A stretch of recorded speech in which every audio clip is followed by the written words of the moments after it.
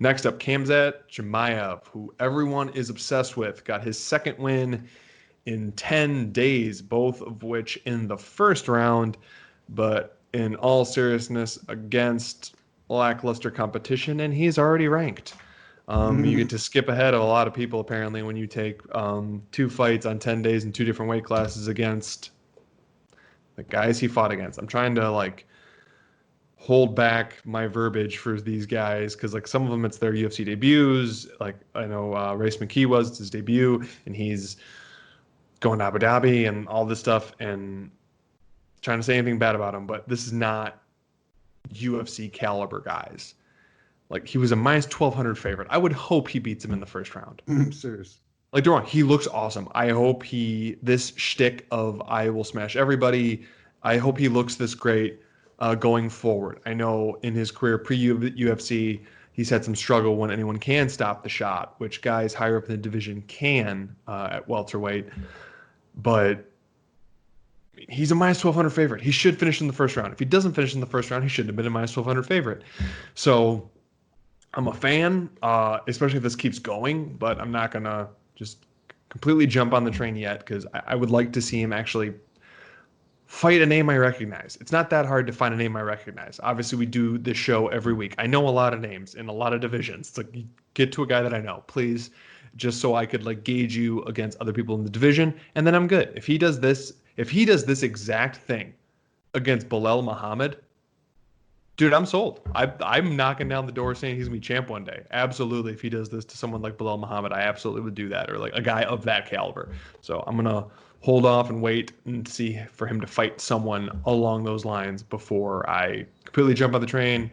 That might lose me some money going forward, but I don't know. I'm willing to wait. Mike, are you willing to wait? Are you willing to crown this guy the future champ as so many people have already? Oh man, I mean, he looks amazing, and like you said, versus competition that is new to the UFC. It wasn't like he was fighting a world-class grappler or world-class wrestler. It also looks like he doesn't want to strike at all, even at all. I mean, he's going in there for a straight takedown immediately, and so I'm curious to see him versus somebody that's got world-class grappling.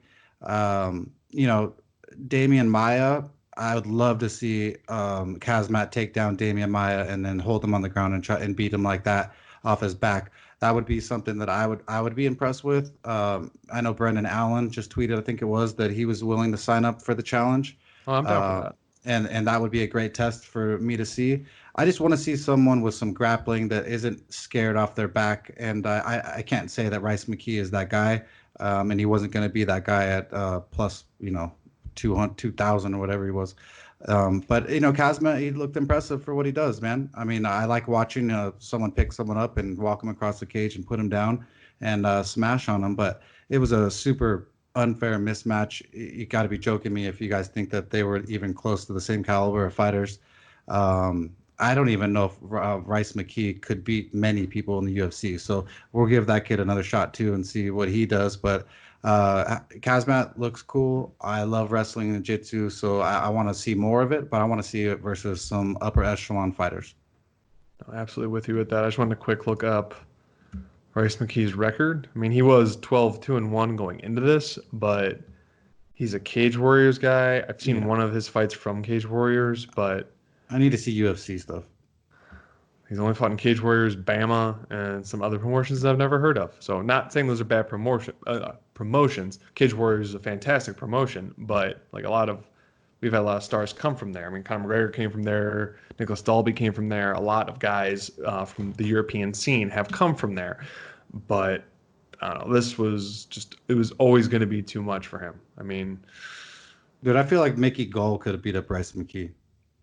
I mean, especially given the experience he's had in the octagon. It's very possible. Very possible. One thing I'll give to Rice McKee over maybe someone like Mickey Gall is Rice McKee has a good jab, which I think could mess with him. But getting him to the ground, no, I'm hearing your point, and it's a real possibility. I'm not saying it's not like that. I'll tell you what, that would be a closely lined fight. And there's very few people in the UFC that I would pick Mickey Gall against. So we'll go with that. If you like this clip, remember to like, subscribe, and comment. We want to hear from you. Let's roll.